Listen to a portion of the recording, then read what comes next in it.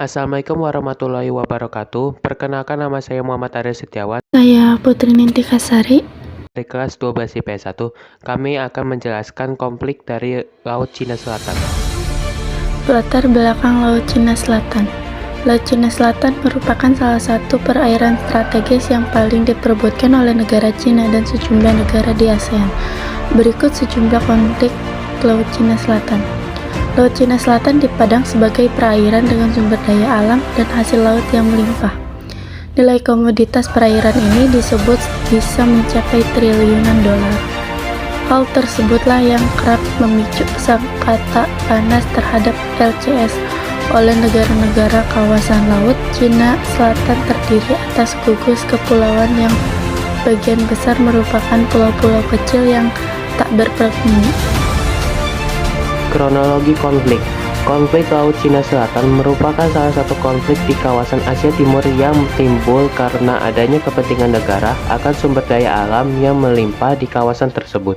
Sampai saat ini belum ada titik temu dari negara-negara yang terlibat untuk menyelesaikan konflik. Sengketa atau konflik Laut Cina Selatan tidak bisa dilepaskan dengan klaim sepihak negara kawasan termasuk Cina dalam hal kepemilikan wilayah perairan tersebut. Klaim ini bermula ketika Cina pada 1947 memproduksi peta LCS dengan 9 garis putus-putus dan menyatakan bahwa wilayah yang masuk dalam lingkaran garis tersebut termasuk Kepulauan Spratly dan Paracel sebagai wilayah teritorinya.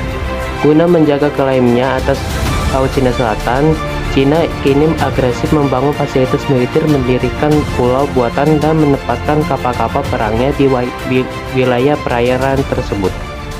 Klaim Cina atas 80-90% wilayah di Laut Cina Selatan dengan alasan sejarah tersebut lantas memantik ketegangan di antara negara pantai lain yang juga sama-sama mengklaim berhak atas kawasan tersebut. Tokoh-tokoh konflik Laut Cina Selatan. Laut Cina Selatan menjadi salah satu titik konflik sengketa yang panas di dunia.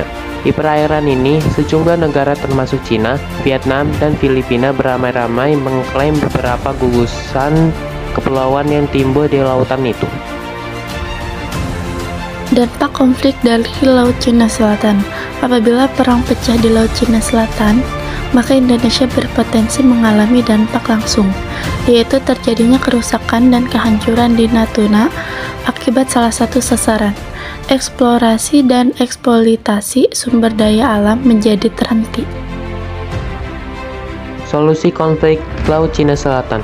Kedutaan Besar Cina untuk Indonesia menyatakan Cina berada di jalur hukum internasional yang sah dan tepat dalam menyelesaikan sengketa Laut Cina Selatan. Beijing mengutamakan perundingan dan konsultasi oleh negara-negara yang bersangkutan secara langsung, agar penyelesaian permasalahan ini berlangsung damai tanpa mengganggu stabilitas kawasan dan tidak merintangi sejumlah kerjasama dengan negara-negara ASEAN.